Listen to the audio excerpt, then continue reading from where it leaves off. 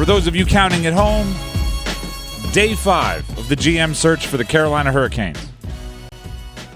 Been 5 days since Don Waddell threw up the deuces. Said, see ya. He's landed in Columbus with the Blue Jackets since then. Carolina Hurricanes, still waiting. Still waiting. Well, first, obviously, I just said Don Waddell ended with the Columbus Blue Jackets. He had his introductory press conference today. Some interesting things said, including this on why he left Carolina. The best way I could always say is you just feel at times it's time to make a change. And, when I made the decision to step down there, I wasn't sure exactly what my next move was going to be.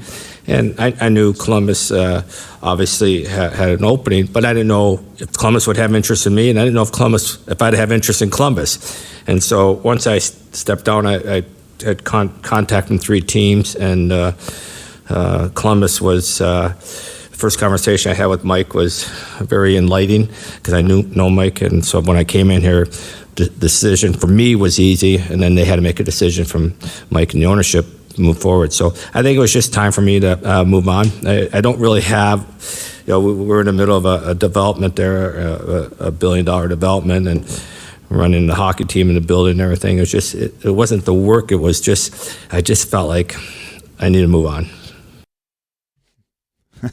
It's always funny to talk about all of the work and then go, well, it wasn't the work. It's like, well, then why did you just explain, well, it's a $1 billion development. It's the I'm running the building, I'm running the business. It wasn't the work. And so it sounds a little bit like it might have been at least partially. Sounds like a lot of work. Yeah. I mean, it's fair to say. So, well, I had to do this, I had to do that, I had to do this, I had to do that. My responsibilities included this and that, but wasn't that. It's like, then why are we talking about it, Don? Listen, here's the ups and downs of it. Don Waddell played a very important role for the Carolina Hurricanes. And there are certain roles that need to be replaced with the next GM that Tom Dundon that Don Waddell was fulfilling, obviously with Tom Dundon, their owner. Part of that seems like, and I have a quote here from that same introductory press conference. Chip Alexander, the News and Observer, tweeted it out. Part of the thing you're going to have to be able to do as the GM of the Carolina Hurricanes is get along with extremely well with Tom Dundon, the owner. Here's the quote that I mentioned from Don Waddell's introductory Columbus press conference.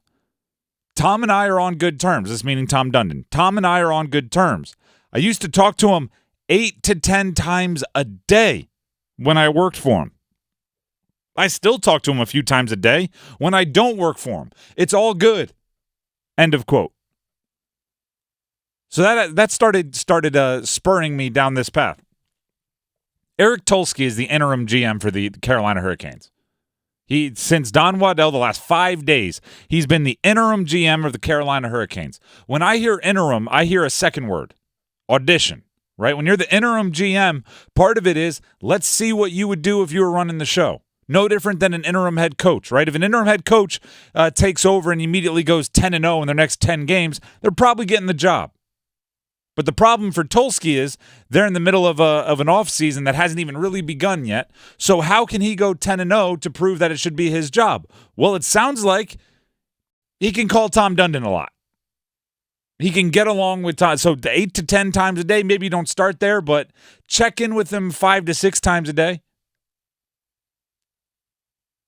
The other thing I think he might want to do, and this is where I say, like, Don Waddell was very good at certain things for the Carolina Hurricanes, and one of them is connections, right? He has a strong Rolodex in the NHL.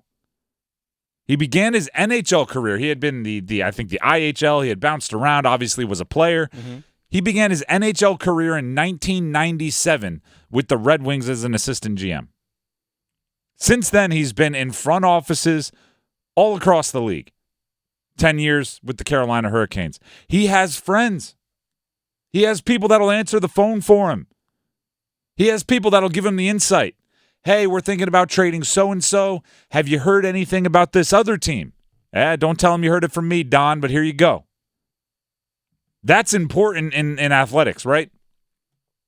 There's only so many teams in professional sports, okay?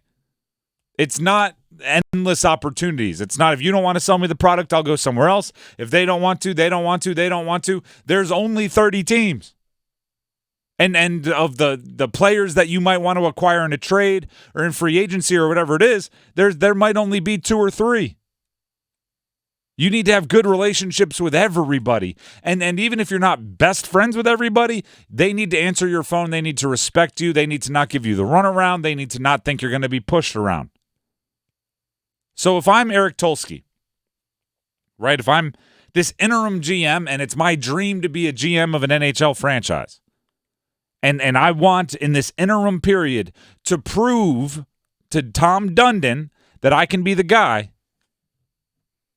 I'm calling in as many favors as I can. And what I mean by that is I'm trying to get a front office executive from every team in the league on the phone at some point before I talk to Tom Dundon the next time, right? Like, hey, so I was talking with the fill in the blank GM of the Blues. I was talking, I was chatting with the assistant GM of the Kraken. I was, hey, Tom, sorry, I missed your last call. I was on the phone with the president of hockey operations of the Canucks. I want him to know that you don't have to bring in the hockey lifer, the mover and the shaker, to pair with me, the numbers guy. Again, in this scenario, I'm Eric Tulsky, who everybody says and everybody agrees, pretty good with the analytics of the game. But I don't want anybody to think I can't do both, right? I don't think, you need to bring in somebody who has everyone's phone number and who golfs with everybody else in the front office meetings or whatever it is. That's what I think Eric Tulsky can be doing in order to solidify his position as the GM of the Carolina Hurricanes. Because it doesn't, like, it is a two-hand job, right? If Tulsky can identify every single player they should trade for, if Tulsky can identify every single free agent they should sign, but no GM is willing to work with them in a trade and no agent wants to work with him in a free agency signing, then all you have is this list of wishes that never come true. So you also, his task is he needs to prove that he can do the Don Waddell kind of the other thing, right? Be a little charming. I know Don charming might not be the first word that pops with Don Waddell, but he was, right? He was good with a quip. He was disarming. He could make a joke. He'd make you feel like you were being honest. He was being honest with you. Whether he was revealing the whole truth or not. When he'd come on this show, me and Dennis were actually just talking about it the other day. Most of the time, as soon as he hung up, I would look at Dennis and go, wow, he was really open about that. Yeah. Wow, he really gave us a lot on the trade or the idea, the whatever. That's a gift. That's a skill. Controlling the room. Matter of fact, I haven't really seen anything negative said about Don Waddell since he decided to leave Carolina. There's a lot of sad to see him go, but here's an awesome story about how he made my kid's day. Oh, it's sad he had to leave, but did a lot of good. Like, there's a lot of the positive memories. That's what Eric Tulsky needs to prove.